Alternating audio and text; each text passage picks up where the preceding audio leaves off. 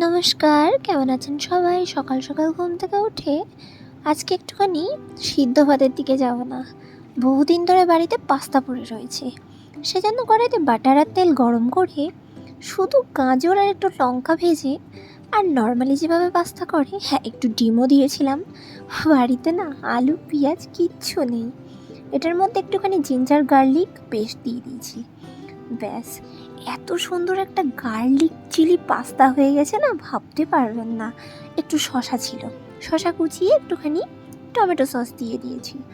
বাড়িতে না এখন বেশি কিছু থাকে না জানেন তো, খুব কম রান্না বান্না করি তো, এক তরকারি করে চলে যাই। যাই হোক, তারপর কিন্তু একটু চাও বানিয়ে নিই, দিয়ে খেয়ে মোটামুটি 8:45-টার মধ্যে বেরিয়ে পড়ি। হ্যাঁ, আজকে আমার একদম ভাত খেতে ইচ্ছে করছিল না বলে পাস্তা খেয়েছিলাম আর কি। প্রত্যেক দিনই সিদ্ধ ভাত খাই, তবে না 10 দিন টানা খেয়েছি তো আর ভাল লাগছে না। তো আজকে আমাদের ডিউটি ছিল রিষড়াতে, হ্যাঁ যেদিকে বিধানচন্দ্র কলেজ আছে সেই জিটি রোডে। তো যাই হোক, এখানে কিন্তু আমি চলে আসি। তারপর কিন্তু নাকা চেকিংয়ের ভিজুয়াল বাইট খবর ওয়াক থ্রু সব করে নিই। এখানে আমাদের লাইভে হয়েছে। তারপর কিন্তু রাকেশ দা এখানেই একটা সুন্দর ফার্নিচারের দোকান আছে, আয়না পাওয়া যাচ্ছিল, বেসিন পাওয়া যাচ্ছিল। রাকেশ দা ঢুকে আবার দেখলো এখানে ভালো বেসিন আছে কিনা, উনি ওনার বাড়ির জন্য নিয়ে যাবেন। তার আগে কিন্তু নিরাপত্তা ব্যবস্থা একেবারে আঁটোসাঁটোভাবে বেঁধে ফেলতে চাইছে নির্বাচন কমিশন, এবং নির্বাচন কমিশনের নির্দেশ অনুসারে কিন্তু এখন বিভিন্ন জায়গায় নাকা চেকিং চলছে। আমি একদম দাঁড়িয়ে আছি হুগলির উত্তরপাড়া যে থানা এলাকা এবং বরিশা থানা এলাকা, তার যে বর্ডার বাকখালে, এবং বাকখালে কিন্তু নাকা চেকিং চলছে। তুমি দেখতে পাচ্ছ যে একটি গাড়িকে দাঁড় করানো হয়েছে এবং সেই গাড়ির ইতিমধ্যেই কিন্তু তল্লাশি করা হয়েছে সমস্ত কিছু, ডিকি থেকে শুরু করে গাড়ির ভেতরে সমস্ত কিছু তল্লাশি করা হয়েছে। গাড়ির সমস্ত নথি ইতিমধ্যে কিন্তু পুলিশের পক্ষ থেকে রেকর্ড করা হচ্ছে। একদিকে যেমন এই নাকা চেকিং এ আমি একটুখানি ক্যামেরাটা ঘুরিয়ে দেখাতে বলবো যে এই নাকা তো আগামীকাল ভোট আমাদের দ্বিতীয় দফা এখানে, সেই জন্য এই যে কড়াকড়িভাবে কিন্তু নাকা চেকিং চলছিল, এবং গোটা দিনটা জুড়ে আমরা কিন্তু নাকা চেকিংয়ের খবর এবং ডিউটি এবং সব কিছু করেছি। মোটামুটি বিকেল 5টার সময় আবার 1 ঘন্টার জন্য ছাড়লো।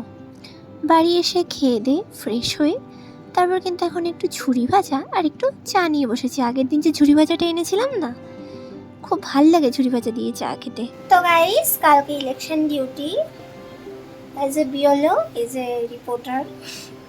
কাল কেমন?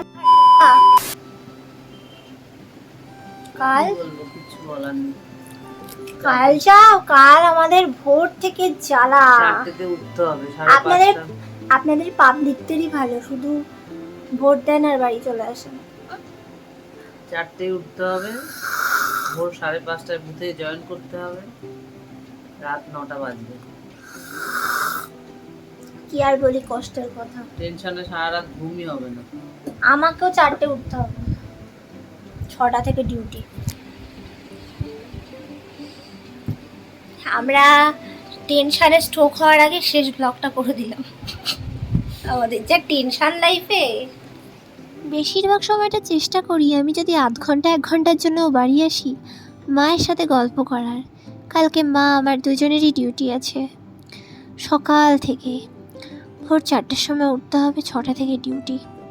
যাই হোক, বাড়ি এসে 1 ঘন্টা রেস্ট করতে না করতেই আবার ফোন করলো, এবং আমার বাড়ির কাছেই এই যশাই দেবীর লোকেশনটায় আমরা চলে আসি, এবং এখানেও আমাদের কিছু খবর ছিল।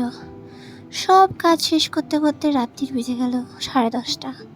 সেই সকাল 8টায় বেরিয়ে 10:30টার সময় ঢুকলাম। চলো, বাড়িতে একটু চিপস আনা ছিল, ওটাকে একটু জল জিরার গোলমরিচ গুঁড়ো দিয়ে খেয়ে নিচ্ছি। একটু পরেই ভাত খেয়ে শুয়ে পড়বো, কাল সকাল সকাল উঠতে হবে। টাটা, ভালো থাকবেন।